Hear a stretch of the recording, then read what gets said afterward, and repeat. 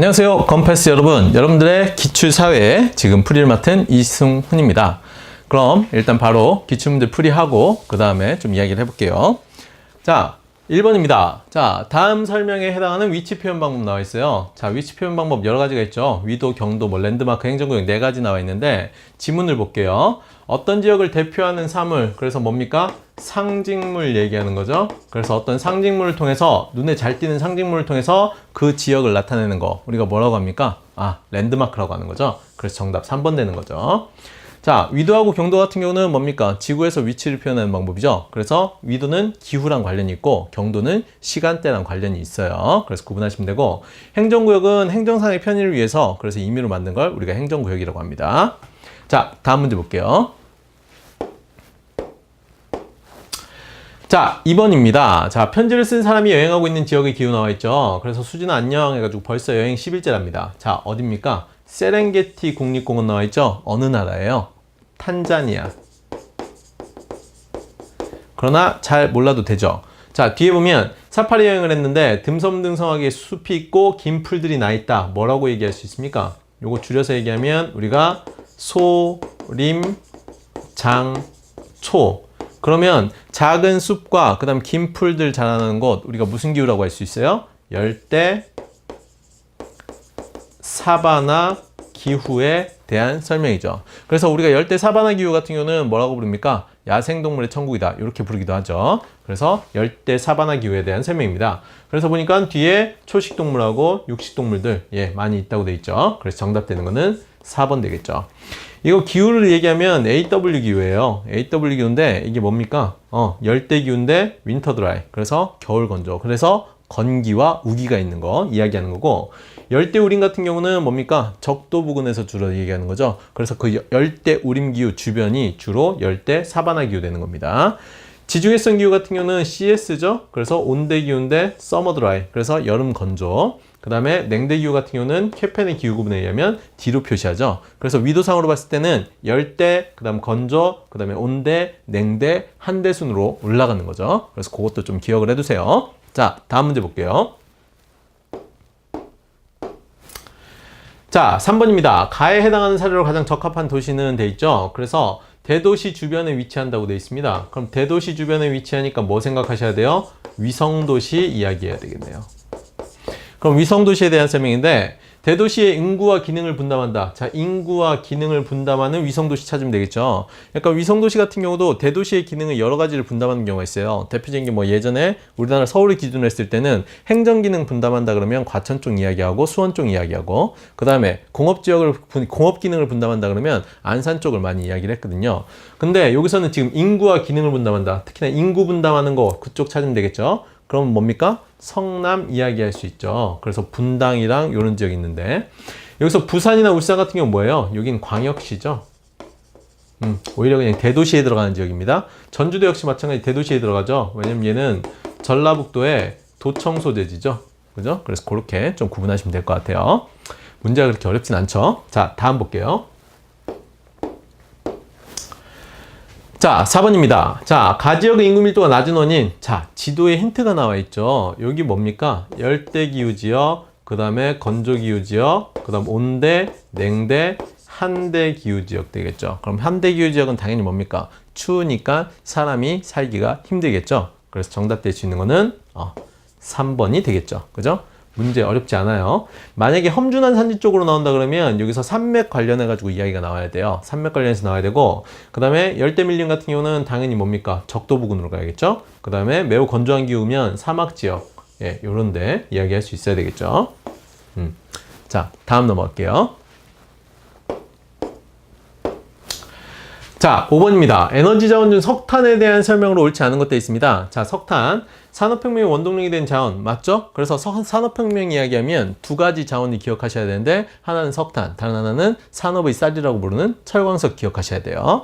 자, 그 다음에 두 번째 보시면 제철소와 화력발전소의 연료로도 주요 사용된다. 그래서 우리가 석탄 이야기하면 역청탄도 있고요, 무연탄도 있고요, 갈탄도 있습니다. 근데 이게 계속 어떻게 보면 형태를 유지하면서 열이 계속 내기 때문에, 그래서 석유보다는 더 높은 열을 내기 위해서는 역청탄 같은 그런 석탄이 더 유리해요. 그래서 이것도 가능하고요.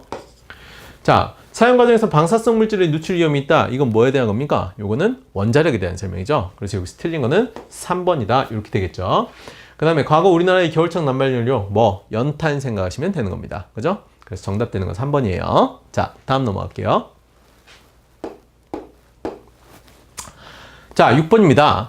다음 설명에 공통적으로 해당하는 자연재해 나와 있죠? 자연재해. 자, 뭐랑 관계 있어요? 해저 지진이랑 관계 있네요. 그럼 바다 쪽이랑 관련이 있어야 되는데 일단 태풍 보니까 태풍은 뭐 얘기하는 겁니까? 열대 이동성 저기압이죠? 열대 이동성 저기압. 그래서 요거는 지역마다 약간 부르는 명칭이 다릅니다. 그래서 허리케인, 윌리 뭐 이런 것들 이야기하는데 토네이도는 아니에요. 그건 아니고 그래서 그건 좀 구분해야 되죠. 그 다음에 홍수 같은 경우는 뭡니까? 보통 태풍이나 장마로 인한 집중호우 때문에 물이 많이 불었을 때 일어나는 게 홍수입니다. 그 다음에 산사태 같은 경우는 주로 집중호우 때 산이 무너지는 현상 이야기하죠. 지진해일 뭔가요? 쓰나미라고 부르는 거죠. 원인이 뭡니까? 바로 해저 지진이죠. 그래서 밑에 거 보면 알겠지만 엄청난 양의 바닷물로 인해 발생하는 압력과 높은 파도로 인해서 인명피해나 항만시설, 제방 파괴 이런 것들이 일어난다. 즉 지진해일인 쓰나미에 대한 설명입니다. 자, 다음 볼게요. 자, 7번입니다. 가에 들어갈 환경 문제 나와 있죠. 그래서 우리나라 봄철에 자주 나타난다 나와 있어요. 그 다음 미세한 먼지로 인해서 호흡기 질환, 눈병 등의 질환을 유발한다. 이거 봄마다 매일 나오는 거죠. 기상청에서 뭡니까? 황사에 대한 설명이죠.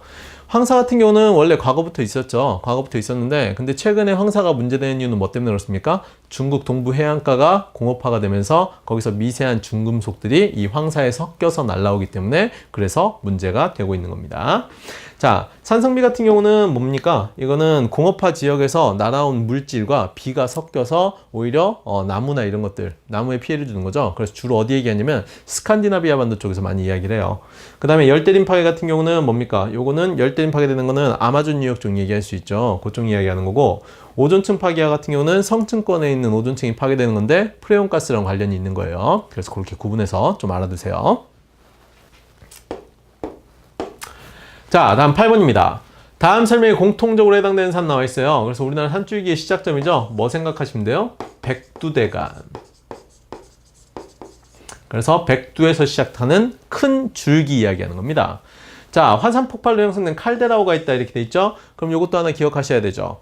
분화구 두 가지가 있는데 일단은 화구호가 있고요. 그 다음에 이 화구가 함몰이 된 걸 우리가 뭐라고 부르냐면 칼데라라고 부릅니다. 근데 이 화구에 만약에 물이 고여 있으면 그걸 우리가 화구호라고 불러요. 그리고 칼데라에 물이 고이면 그거는 칼데라호라고 하죠. 화구호 대표적인 것은 어디냐면 한라산 얘기하는 거예요. 한라산 이야기하고 칼데라호 이야기하는 곳은 바로 백두산입니다. 자, 그래서 이 두 가지 가지고 확실한 건 여기 또 나와 있죠. 우리 국토와 중국의 국경. 그래서 정답 되는 거는 2번 되겠죠. 자, 다음 문제 볼게요. 자, 그림과 같이 구성된 정부 형태에 대한 해당하는 국가 나와 있죠. 지금 입법부는 입법부대로 선거를 하고 행정부는 행정부대로 선거를 하고 있습니다. 그럼 뭡니까? 선거 양쪽으로 하는 거죠. 만약에 입법부를 선출해서 이 입법부에서 내각을 구성한다 그러면 우리가 의원 내각제. 근데 이렇게 따로 선출하면 대통령제. 그래서 두 가지 구분하셔야 돼요. 일단은 대통령제 하고요. 그 다음에 의원 내각제인데 근데 의원 내각제는 좀 전에 이야기했습니다. 국민이 있으면 선거에 의해서 의회가 결성이 되고 여기서 내각을 구성하는 형태로 가면 의원 내각제. 그게 아니라 따로따로 뽑는다. 이렇게 되면 대통령제에 해당하는 거예요. 자, 요걸 잘 모른다 하더라도 요거 보면 알 수 있죠. 영국이나 일본이나 캐나다는 다 뭡니까? 의원 내각제를 쓰는 나라들입니다. 그래서 대통령제 쓰는 거 미국 이야기하면 되겠죠. 그래서 정답은 3번이죠. 자, 다음 문제 볼게요. 자, 10번입니다. 다음 설명에 해당하는 정치 주체 나와 있죠? 자, 정치적 견해를 같이 하는 우리가 정견이 같다고 이야기하는 거예요. 정치적 견해를 같이 하는 사람들이 뭘 목표로 하고 있습니까? 아, 정권 획득 정치 권력을 획득을 목표로 한다. 요거 가지고 찾을 수 있어야 되죠? 뭐에 대한 겁니까? 정당에 대한 설명입니다. 그래서 정답 되는 거는 2번이 되겠죠. 정당과 이익단하고 시민단체를 구분하는 가장 좋은 방법은 뭘 가지고 구분합니까? 목적 가지고 구분하시면 돼요. 그래서 정당은 좀 전에 얘기했죠? 정치 권력 획득, 즉 정권 획득이 목표다. 자, 반면에 이익 집단은 뭐가 목표입니까? 얘들은 우리가 특정 이익 이야기하는데 쉽게 얘기하면 사익이라고 표현하면 될 것 같아요. 그 다음에 시민단체는 뭡니까? 시민 다수, 공공의 이익이죠. 그래서 공익을 목표로 한다. 그래서 목표가 다르다는 걸 가지고 구분을 하시면 되겠습니다. 언론 같은 경우는 뭔가요? 얘들은 여론을 수렴해가지고 그래서 전달하는 역할을 하는 게 언론이죠. 그래서 여론 형성에 가장 큰 영향력을 행사하는 게 언론입니다. 그것도 참고로 알아두세요. 자, 다음 볼게요. 자, 11번입니다. 다음 제도들이 공통적으로 추구하는 목적 나와 있죠. 다 뭐랑 관계된 겁니까? 선거랑 관련된 거예요. 그럼 선거랑 관련된 제도들의 공통적인 목적은 뭐라고 얘기할 수 있죠? 공정한 선거. 그럼 공정한 선거가 필요한데 공정한 선거 왜 필요합니까? 요거 한 단계 더 나가면 국민의 올바른 의사 반영을 위해서 필요하다라고 이야기를 할 수 있어요. 그래서 선거 관련된 제도들은 이 제도 자체가 다 공정한 선거를 목적으로 하고 그 다음 공정한 선거를 목적으로 하는데 이 공정한 선거가 필요한 이유는 궁극적으로 국민의 올바른 의사 반영을 위해서 필요하다. 이 정도까지는 정리를 해 두셔야 됩니다. 자, 다음 볼게요. 자, 12번 문제입니다. 자, 다음에 나타난 매체의 특징으로 옳은 것은 돼 있죠. 그래서 인터넷상에서 UCC를 제작하여 전 세계 사람들과 공유한다. 그 다음에 SNS를 이용하여 정보를 만들고 유통한다 이렇게 돼 있는데 이거 다 뭐랑 관계 있습니까? 이거 뉴미디어랑 관계 있죠. 그래서 정보사회에 나타나는 약간 쌍방향 통신체제를 이야기를 하는 겁니다. 그래서 기존의 매체가, 산업사회의 매체가 일방향적이었다. 즉, 언론에서 뭔가를 전달하면 그냥 받아들이기만 하는 거였다면 지금은 뭡니까? 댓글을 달기도 하고, 그 다음에 SNS를 통해서 서로 의견을 교환을 하죠. 그래서 예전 같은 경우는 언론을 생산하는 사람과 소비하는 사람이 구분이 됐는데 지금은 구분이 안 돼요. 그래서 프로슈머라는 말도 쓰죠. 그래서 쌍방향 매체 생각하시면 돼요. 그래서 정답되는 게 1번이 되겠죠. 2번 같은 경우는 시공의 제약을 크게 받는다는데 크게 받질 않고요. 그 다음에 인쇄 매체에 비해서 정보 전달 속도가 빠르죠. 바로바로 전달할 수 있고. 그 다음 대중문화 형성과 발달에 미친 영향이 적다 그랬는데 대중매체이기 때문에 어쨌든 영향은 큰 겁니다. 자, 다음 볼게요. 자, 13번입니다. 다음 설명과 같은 배경으로 등장한 법 나와 있어요. 그래서 자본주의가 발달하면서 빈부격차, 노사 갈등 등의 사회 문제가 발생하자 개인 간의 생활 영역에서 국가가 개입하여 뭡니까? 사회적 약자를 보호할 필요성. 그래서 여기서 보면 빈부격차에서 가난한 사람들, 그 다음 노사 갈등에서 아무래도 사업가보다는 약간 권력의 열쇠에 놓인 노동자들의 권익을 보호하기 위한 법 얘기하는 거죠. 자, 요거는 조금 구분을 합시다. 일단은 기본적으로 법률 구분할 때 국내법이면서 실정법에 해당하는 걸 좀 구분을 하면 실정법 쪽에서 국내법 쪽을 좀 구분을 하면 크게 세 가지 구분할 수 있어요. 뭡니까? 공법이 있고 그 다음 사법이 있고 그 다음에 사회법이 있습니다. 자, 공법 같은 경우는 대표적인 게 헌법이나 형법이나 행정법 같은 거. 그래서 요거는 다 공법에 들어가는 거예요. 그 다음에 사법에 들어가는 거는 민법과 상법이죠. 그래서 이거는 공적 관계를 규율하는 법. 그 다음에 사법은 사적 관계를 규율하는 법이고 사회법 같은 경우는 뭡니까? 이거 두 가지가 섞여 있는데 사회적 약자를 보호하기 위한 법. 그래서 노동 관련된 거하고 경제 관련된 거하고 사회보장 관련된 것들이 여기에 들어가는 거죠. 자, 그렇게 구분하면 정답 될 수 있는 거 4번 찾을 수 있겠죠. 자, 다음 볼게요. 자, 14번입니다. 자, 두 사람이 공통적으로 침해를 당했다고 주장하는 기본권 나와 있어요. 그래서 거기 보면 지금 땡땡 미용 고등학교에서 신입생 지원 자격을 누구로? 여학생만으로 나왔죠. 그래서 입학하지 못했다. 자, 여기서 뭐라고 나와 있습니까? 나도 능력에 상관없이 여자라는 이유로 승진해서 불이익을 받은 경험이 있어요. 이렇게 돼 있어요. 그럼 결국은 뭡니까? 성별 때문에 지금 차별을 받았죠. 그죠? 그러면 성별 때문에 차별을 받았으니까 여기서 뭐에 어긋나는 겁니까? 평등에 어긋나는 거다. 이렇게 되는 거죠. 참정권 같은 경우는 정치에 참여할 권리죠. 그래서 이거랑 관련이 없고요. 청구권은 내가 침해 당했을 때, 이렇게 침해 당했을 때 국가나 학교를 대상으로 청구할 수 있는 권리, 그게 청구권에 해당하는 거고, 자유권 같은 경우는 뭐 신체의 자유나 아니면 표현의 자유 이런 쪽으로 이야기할 수 있는 거죠. 그래서 여기서 정답되는 거는 2번이 되겠죠. 자, 다음 문제 볼게요. 자, 15번입니다. 15번 보시면 가에 들어갈 경제 개념으로 적절한 것도 있어요. 그래서 가는 어떤 것을 선택함으로써 포기하는 가치 중에 가장 큰 것. 자, 요거 개념 공부하신 분들은 바로 나와야 되겠죠. 뭡니까? 비용 중에서도 기회비용에 대한 설명입니다. 그래서 우리가 합리적 선택 이야기할 때는 뭐 얘기해야 돼요? 합리적 선택을 이야기할 때는 세 가지를 고려해야 되는데, 첫 번째가 뭐냐면 편익 아셔야 되고, 그 다음 비용 아셔야 되고, 그 다음에 기회, 비용 아시면 되겠네요. 자, 편익이라고 하는 건 뭐냐면 여기 나와 있죠? 뭔가를 선택을 했을 때 거기서 얻을 수 있는 이익이나 만족감. 그 다음에 비용은 뭔가를 선택했을 때 포기하는 가치를 얘기하는 거죠.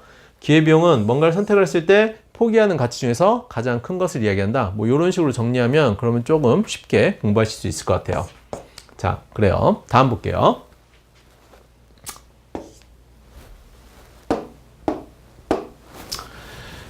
자, 16번입니다. 신문에서 설명된 상황이 발생했을 때 가장 유리한 사람 나와 있어요. 그래서 다른 조건은 일정하다고 가정한다 이렇게 되어 있는데, 지금 최근 우리나라에서 시장에서 물가가 매우 높은 수준으로 꾸준히 상승한다. 이거 우리가 뭐라고 얘기합니까? 물가가 지속적으로 상승하는 현상. 아, 인플레이션이죠.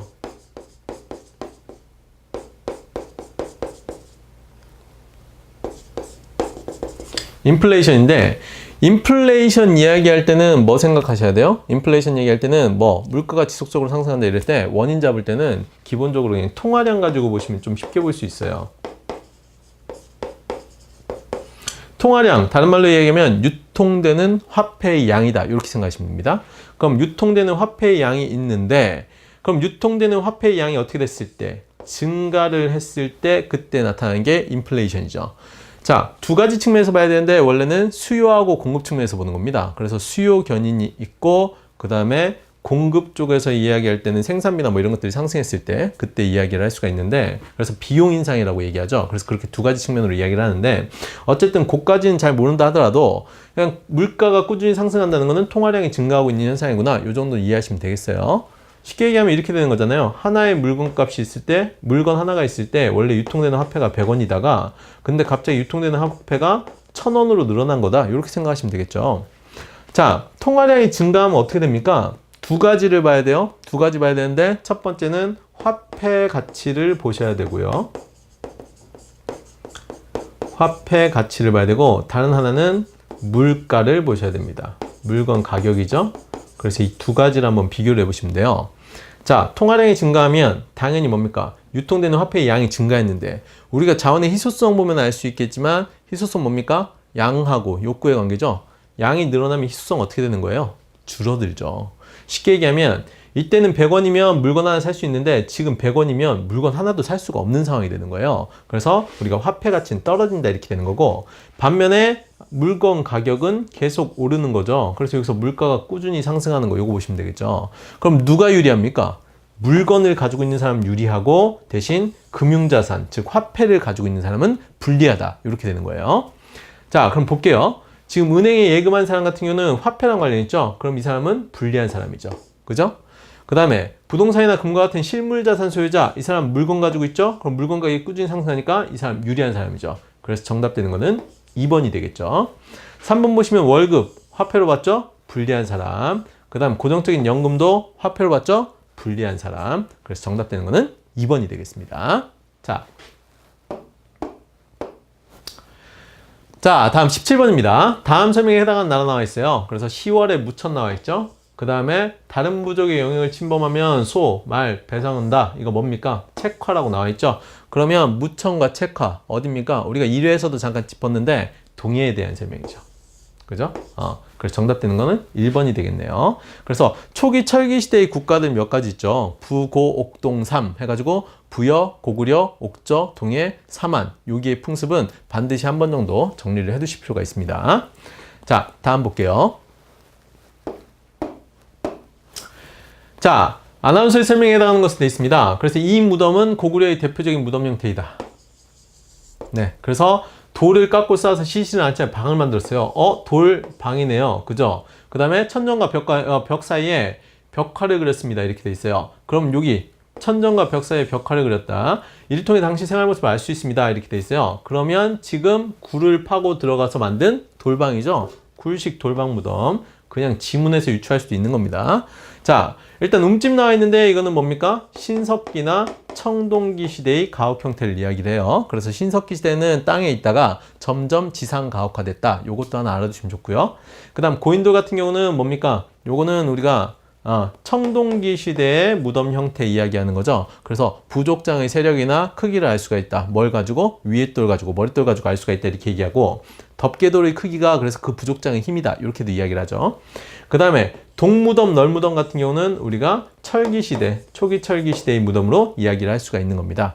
그래서 요거는 청동기 철기 시대고요. 그 다음에 여기서 고구려식은 굴식 돌방무덤 이야기하면 되겠죠. 자, 다음 문제 볼게요.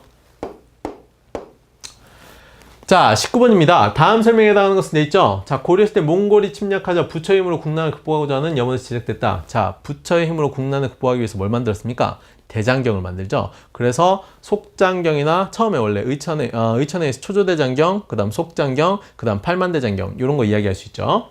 자, 현재 국보로 32호, 국보 32호, 그 다음에 해인사에 보관 중이다 이렇게 돼 있습니다. 그럼 지금까지 남아있는 대장경 하나밖에 없죠? 뭐 팔만대장경입니다. 그래서 정답되는 거는 4번이 되겠죠.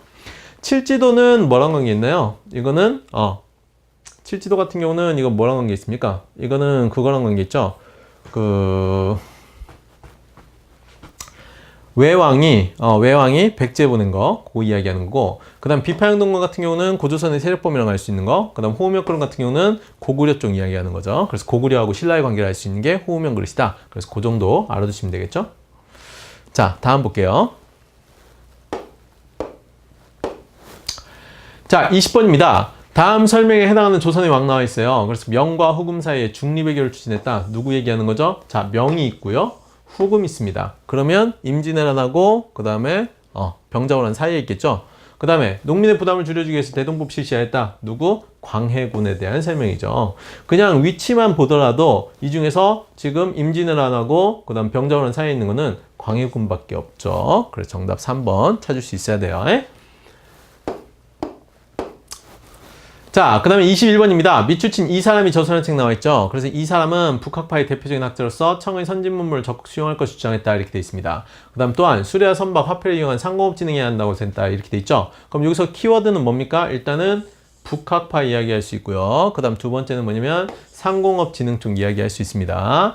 자, 그러면 그리고 또 하나는 뭐 알아야 되냐면 수레와 선박, 화폐를 이용한 상공업 진흥이라고 돼 있어요.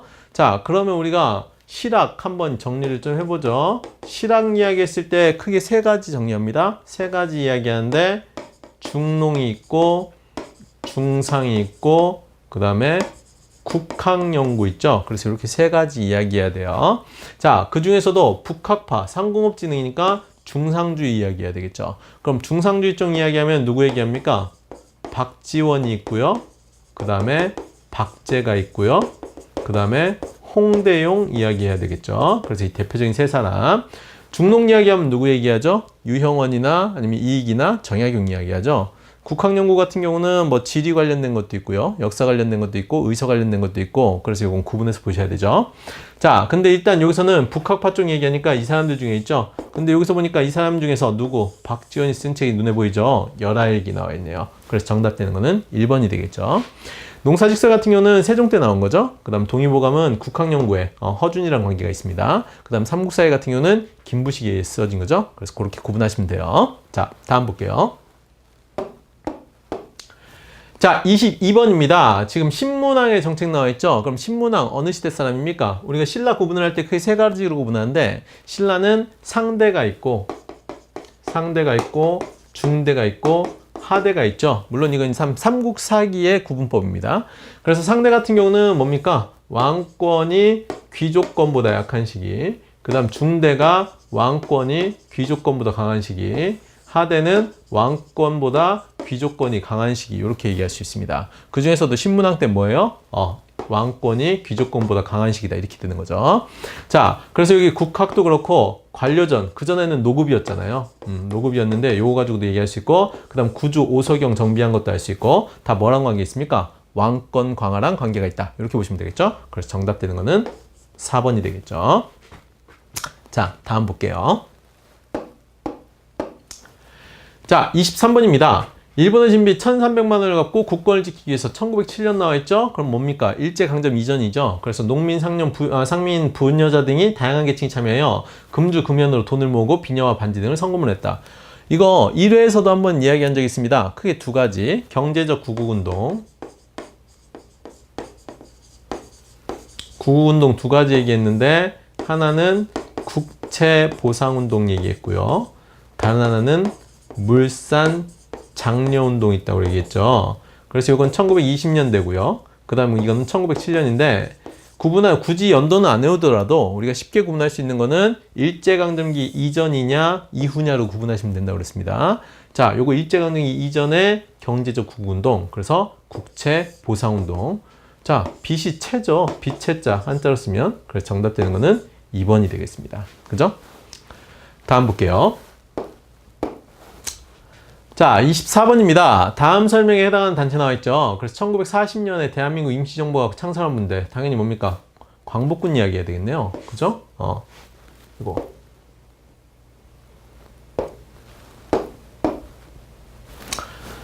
자, 그래서 보면 1940년에 대한민국 임시정부가 창설한 부대고요. 그 다음에 일제가 태평양 전쟁을 일으키자 연합군과 공동작전을 수행하려고 했으나 마지막에 뭡니까? 일본이 그냥 패망하는 바람에 그래서 국내에 들어오지 못한 게 한으로 남은 한국 광복군에 대한 설명입니다. 그죠? 신민회 같은 경우는 구한말 비밀 결사단체 이야기하는 거고요. 그 다음 보안회 같은 경우는 1904년에 황무지 개간운동, 일본의 황무지 개간권 박탈을 그걸 다시 되찾은 그 민족 구구운동 이야기할 수 있고요. 그 다음 별기운 같은 경우는 신식군대 이야기하는 거죠. 그래서 그렇게 구분하시면 되겠습니다. 그래서 정답 되는 건 4번이고요. 자, 마지막 문제입니다. 4.19 혁명을 배경으로 오는 것도 있죠. 그래서 4.19 혁명, 요것도 1회에서 나왔던 것 같아요. 그래서 거기 보면 뭡니까? 3.15 부정선거 누가 한 겁니까? 이승만이 한 거죠. 그래서 정답 되는 거는 기억 리을 되겠죠. 그래서 2번이 되겠죠.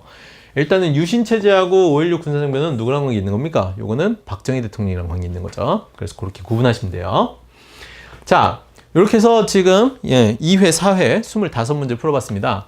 문제 보시면 알겠지만 뭐 그렇게 어렵진 않아요. 역시 사회도 어렵진 않은데 범위가 되게 넓죠. 그래서 사회 파트도 있고 역사 파트도 있고 그다음 지리 파트도 있고 해서 범위가 되게 넓기 때문에 기본적으로 그 이 넓은 범위를 공부를 할 때는 뭐 깊게 들어가기보다는 개념 위주로 해가지고 약간 이해하시면서 넘어가시면 도움이 될 것 같아요. 특히나 역사 공부 같은 경우는 약간 흐름 위주로 하시고 그 다음 몇 가지 필요한 개념들은 꼼꼼히 챙겨서 보셔야 되겠죠. 네, 수고하셨고요. 다음에 기회가 되면 보겠습니다. 감사합니다.